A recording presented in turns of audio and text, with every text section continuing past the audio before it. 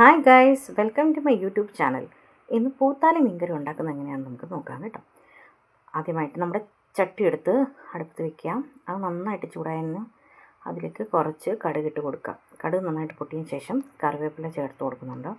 അതിനുശേഷം കുറച്ച് പച്ചമുളക്, ആവശ്യത്തിന് ഇഞ്ചി, പിന്നെ വെളുത്തുള്ളിയാണ് ചേർത്ത് കൊടുക്കുന്നത്.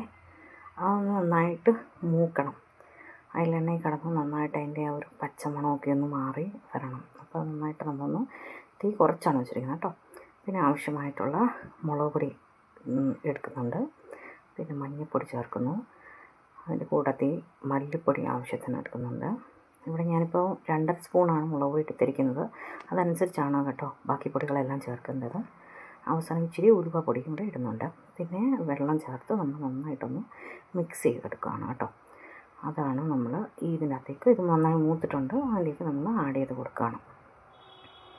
ഇനി അത് നന്നായിട്ടൊന്ന് വഴണ്ട് വരണം. അതിൻ്റെ അകത്ത് കിടന്ന് നന്നായിട്ടൊന്ന് മൂത്ത് വരണം. അത് നമ്മൾ നന്നായിട്ട് അടുക്കി പിടിക്കാതെ നന്നായിട്ട് ഇളക്കി കൊടുക്കണം.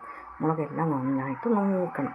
നമ്മളിതിനകത്ത് തേങ്ങ അരച്ചിട്ടാണ് കറി വയ്ക്കുന്നത്. അപ്പോൾ തേങ്ങ അരച്ച് വെച്ചിട്ടുണ്ട് ഞാൻ. ഇനിയിപ്പോൾ നന്നായിട്ട് മുളക് ഇതാകുമ്പോൾ ഇതിലേക്ക് നമ്മൾ ചൂടുവെള്ളമാണ് കേട്ടോ ചേർത്ത് കൊടുക്കുന്നത്. വെള്ളം നമ്മൾ ചേർത്ത് കൊടുത്തു. പിന്നെ ആവശ്യത്തിനുള്ള ഉപ്പ് ഇടുന്നുണ്ട്. ഒന്ന് ഇളക്കി യോജിപ്പിച്ച്, ഇത് കുടംപുളിയാണ് ഇട്ട് കൊടുക്കുന്നത്. കുടംപുളി ഇട്ട കറിയാണ് നമ്മളുടെ പൂത്താലിക്കറി. ഇനി നന്നായിട്ട് തിളച്ചതിന് ശേഷം നമ്മളതിലേക്ക് മീൻ ഇട്ട് കൊടുക്കുകയാണ്.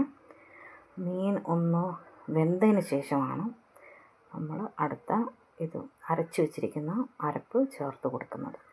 അപ്പോൾ നമ്മൾ എല്ലാ മീനും അതിലേക്ക് ഇട്ട് കൊടുക്കുകയാണ്. ഇനി അത് നമ്മൾ മൂടി വെച്ച് നന്നായിട്ട് വേവിക്കണം. അതിന് ശേഷമാണ് നമ്മൾ തേങ്ങ ചേർക്കേണ്ടത്.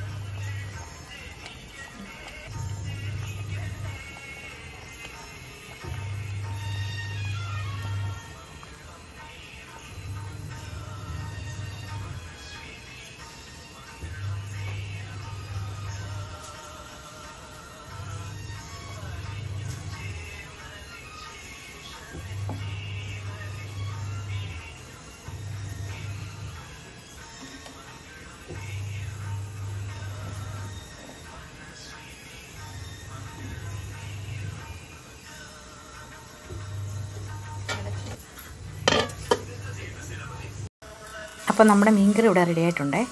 ഞങ്ങളിടുന്ന വീഡിയോ ഒക്കെ ഇഷ്ടമായെങ്കിൽ ചാനലിൽ സപ്പോർട്ട് ചെയ്യണേ. സബ്സ്ക്രൈബ് ചെയ്യാനും മറക്കരുത്.